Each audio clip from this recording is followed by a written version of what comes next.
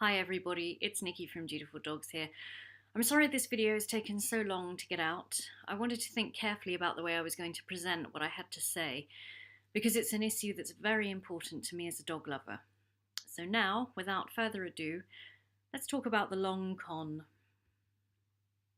First, the training con, because as a trainer, I want to address the issues that are causing the greatest harm to our industry. Train your dog this way, our way, the purely positive way, and only this way, because it's humane and kind. The implication of this statement being, of course, that to train a dog any other way is inhumane and cruel, which is ridiculous. It isn't a case of either or. As with everything in life, it's a case of balance. But the message is, if you don't train the dog the way you're supposed to, according to the organisations and individuals that promote this flawed and dangerous ideology, you're a heartless and abusive human being, that you couldn't possibly love your dog, and that you are in some way inferior to everyone else. The lie that is purely positive training is based upon a morass of pseudoscientific propaganda churned out to order by academics who aren't dog trainers, working in sterile environments to tailor the results of their studies to the demands of their donors. I'll give you 3 guesses who the donors are, and the first 2 don't count. Any individual who adheres rigidly to the extreme of a particular belief or methodology is known as an extremist. And today, these dangerous extremists pose a greater threat to the welfare of the dog than anything else.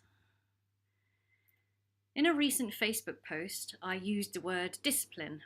Almost immediately, comments expressing outrage or disgust at the thought of any connection between discipline and dog training began to trickle in. On a fellow trainer's post about the same thing, this was one of the replies. If a treat and affection won't work and only disciplining him will, then what method of disciplining should it be? Hitting a dog could make the aggression worse. This comment tells me everything I need to know about how people's ability to think for themselves has been curtailed to such an extent that 1, they don't understand what the word discipline actually means, and 2, they believe that it's about only disciplining the dog. That is not what any reputable trainer does or states. Remember, reward and consequence. But I don't blame the posters of comments like these. I don't blame the so-called trainer back in Kenya who mistakenly calls balance trainers punishment trainers. It's simple ignorance.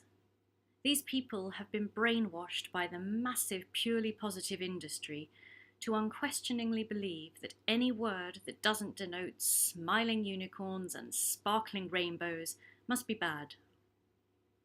They have lost the ability to question and deduce, because the ideological message is so strong and so pervasive.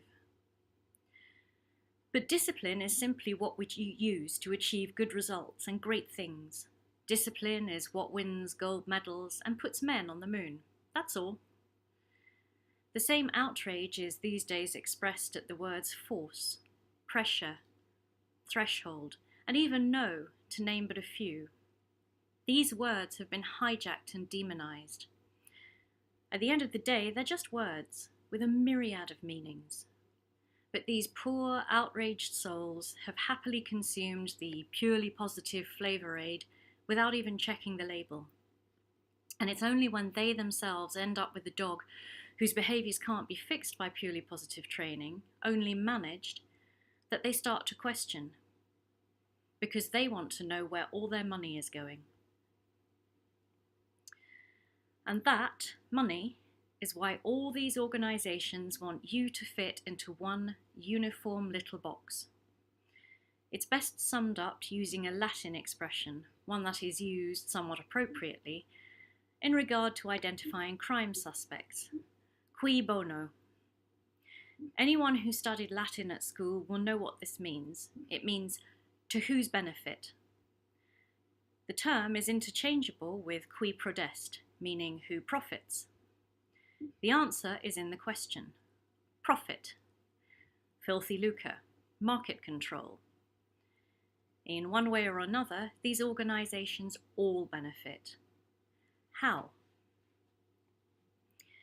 If you can force trainers to train using only one methodology and legislate so that they must subscribe to that methodology in order to be licensed to train, you can make money from that.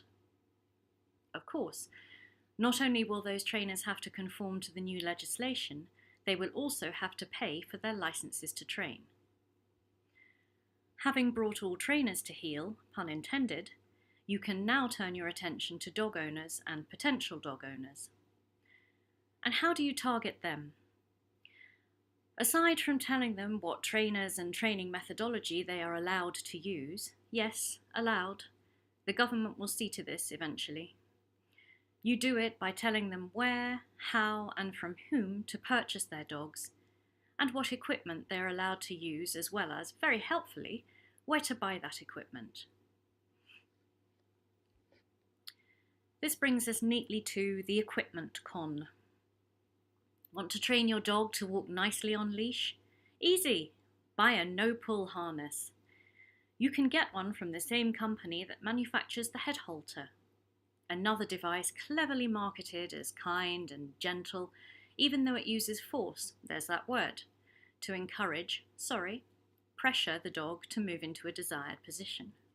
It's aversive, plain and simple. And there's nothing wrong with something being aversive, so why pretend there is? Just to present yourself and your company in a certain light. As a trainer, I have a massive toolbox so that my ability to help clients isn't limited in any way, and the head halter is part of that toolbox. But when you recognise that the organisations marketing and selling these devices are the same organisations pushing owners to train force-free and purely positive, you start to see the bigger picture and the hypocrisy. A company that makes one particular head halter even states on its website that it has, and I quote, the unique advantage of being able to constantly research and develop new products to help resolve pet-related behaviour and training problems, as well as having a great base in which to test new designs and principles of animal training. Now, doesn't that sound reassuring to read?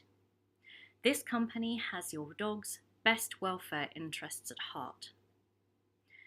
Except at heart, it doesn't really. As with any business, it exists to make money, and there's nothing wrong with that. There's also nothing wrong with making money whilst addressing animal welfare issues, as long as you are doing so with integrity. That's basically what any reputable skilled dog trainer does. The two meet in the middle. As a balanced trainer, I could teach you to train your dog not to run into the road or chase livestock, thereby protecting not only your dog's welfare, but the welfare of others. I can provide you with a solution, not management, a solution, in a timely fashion, and I will be completely transparent about the way in which I do that. People need to start questioning the priorities and agendas of organisations who lie about or misrepresent their products and services under the guise of animal welfare. Products don't resolve training issues. Training resolves training issues. And last, but by no means least, we have the biggest con of all, the rescue con. The big industry shelters have become highly effective at exploiting a world ruled by reality TV, Facebook likes, and virtue signalling. The dreadful adopt don't shop hashtag is a prime example of this.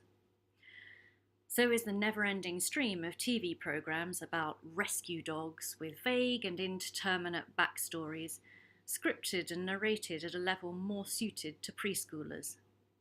Dogs whose potentially serious issues are downplayed as endearing little quirks for the viewers at home. But what happens when the camera crew goes home? The dog is rehomed, and its unsuspecting new owners are left with a disturbed and anxious creature that tears up their home, nips at their children, barks non-stop, and lunges at other dogs when out for a walk, on that no-pull harness they were probably pressed into buying. Not so quirky and endearing anymore, is it?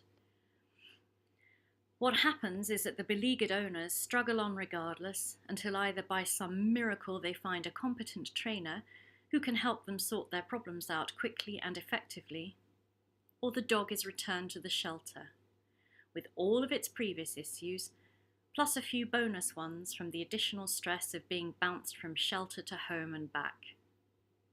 Sooner or later, the dog will be killed. Sooner or later, the dog's quirks will no longer be referred to as such, and because the shelter cannot and will not deviate one iota from their dangerous ideology to actually address them, the dog will pay with its life. But it's okay, because for every one of those dogs, there are a dozen others just the same, whose backstories the shelter can embellish and sell on to a brainwashed and unsuspecting public to make more money from more unsuspecting owners who just want to do the right thing by adopting, not shopping. And adopting is shopping, however you want to look at it. You're still buying a dog. You just don't know what you're buying. In conclusion, how does the long con work? If you've been paying attention, you already know. The large, well-funded organisations masquerading as shelters, animal welfare proponents, and government scientific institutes are insidiously taking control of every aspect of dog breeding, training, and ownership under the guise of animal welfare. Therefore, anyone questioning or going against their agenda runs the risk of being publicly shamed and vilified. So how do you avoid being caught up in this con? It's fairly easy. Do your research. Get educated about dogs, dog behaviour, and what dog ownership entails. Use your common sense. Get your dog from wherever you want to, but do it responsibly. Learn the difference between backyard breeders and puppy mills and ethical breeders who breed dogs to strengthen and preserve the best traits of the breed. Learn the difference between shelters who have the dog's best interests and welfare at heart when rehoming them, and the shelters who exploit the boomerang dogs for more revenue. Support and adopt from a shelter that focuses on getting unwanted and dangerous behaviours fixed in a timely fashion before the dog goes out the door, so that it can stay in the home it goes to first, as opposed to a shelter that promotes a positive-only agenda for appearance's sake, while killing the dogs it cannot fix. Train your dog in the way that works best for the dog, not in the way a bunch of propagandists tell you to train your dog because it benefits them financially to do so. And most of all, do not be afraid to stand tall because you know you're doing the right thing.